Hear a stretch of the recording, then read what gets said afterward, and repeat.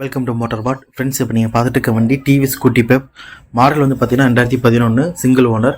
வண்டி இன்ஜின் தெளிவாக இருக்குது. வண்டியும் பார்த்தீங்கன்னா நீட் கண்டிஷனாக தெளிவாக ஒரிஜினாலிட்டியாக இருக்குது. இந்த வண்டியோட டயர் பாயிண்ட்டும் நல்லாயிருக்கு. இந்த வண்டிக்கு நம்ம கோட் பண்ணியிருக்க ப்ரைஸ் வந்து பார்த்தீங்கன்னா 25,500.